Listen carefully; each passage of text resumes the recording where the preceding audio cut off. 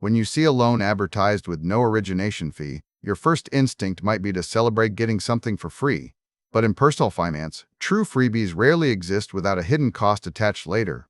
Today we are going to dismantle the myth that skipping an upfront fee is always the smartest move, and instead focus on how those savings often get traded away through higher interest rates over time. The promise of a no origination fee loan sounds like immediate relief for your wallet at closing day. It feels like you keep more cash in hand to fund your emergency buffer or pay down existing debt immediately.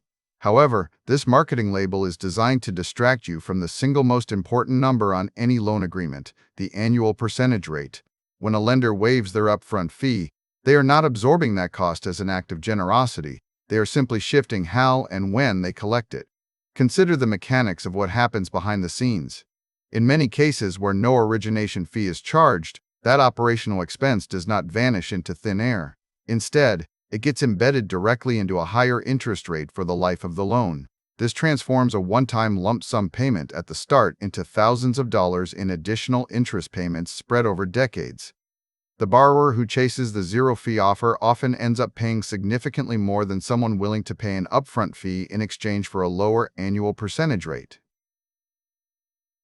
This trade-off is not just theoretical speculation. It follows hard mathematical principles that compound over time.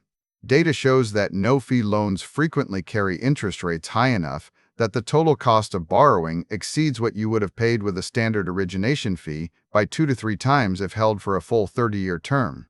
By focusing only on the headline, no fee, borrowers miss the reality that they are effectively financing their own closing costs at an inflated rate, often paying double or triple the original amount in interest alone before the loan is ever paid off.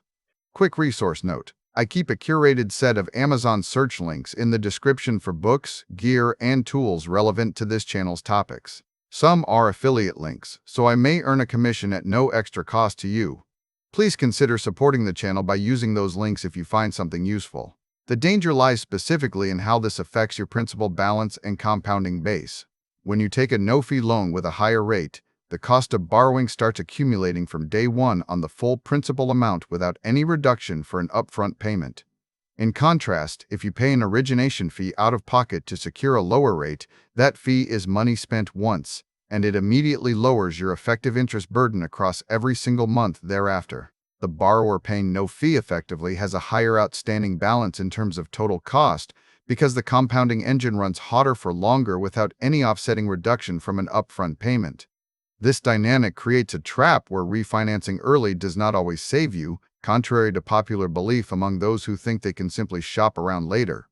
Many borrowers assume that if interest rates drop or their credit improves, they will refinance into a better deal before the higher costs become overwhelming. However, statistics indicate that for many no-fee loans, the break-even point where the lower rate offsets the initial savings takes years to achieve, often longer than 5 or even 10 years in some scenarios. If you plan to move homes, sell property, or refinance within a typical 3 to 5 year window, you may find yourself paying more total cost over that period compared to someone who paid an origination fee up front and locked in a lower rate immediately. The decision becomes clearer when we look at the specific time frame of your financial goals. If you are holding this loan for only a short duration, say 3 years, the high interest rate on a no-fee product will likely cost you more than the one-time fee would have. The math is unforgiving here because the higher monthly payments driven by that elevated APR eat into your cash flow every single month without any break-even moment to look forward to in the near term. You are paying for the convenience of not writing a check at closing with a premium on every subsequent payment you make. This distinction matters deeply for household budgeting and long-term wealth building. When you allocate funds toward an origination fee, that is capital leaving your account once. But when you accept a higher rate to avoid that fee, capital leaves your account continuously in the form of interest payments that never stop accumulating until the debt is resolved. For families trying to build equity or save for retirement, these extra dollars spent on inflated interest are money that cannot be invested elsewhere where it could generate returns through compound growth. The opportunity cost of those extra monthly payments can erode net worth far more than a single upfront fee ever could. We must also acknowledge the nuance in how lenders price risk and operational costs differently across various products. While some no-fee loans might be competitive for specific credit profiles or shorter terms, assuming this structure is universally better leads to suboptimal financial outcomes. The most prudent approach requires calculating the total cost of capital rather than just comparing the upfront cash requirement.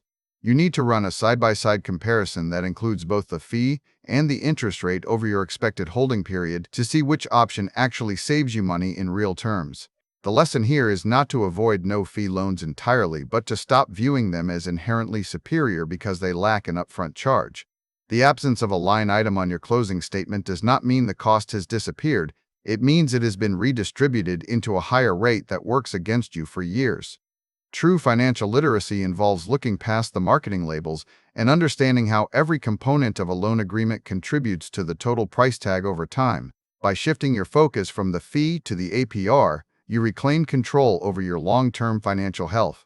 You stop making decisions based on what feels good in the moment at closing day and start choosing options that align with your actual timeline for paying off debt. This disciplined approach ensures that every dollar you spend on borrowing is working efficiently toward your goals, rather than being wasted on a structure designed to maximize lender revenue through extended compounding. Thanks for watching all the way to the end. I am a one-person team working hard to make each video better than the last. Subscribe if you found value. It is the best way to show support. Drop a comment with your biggest takeaway. See you in the next video.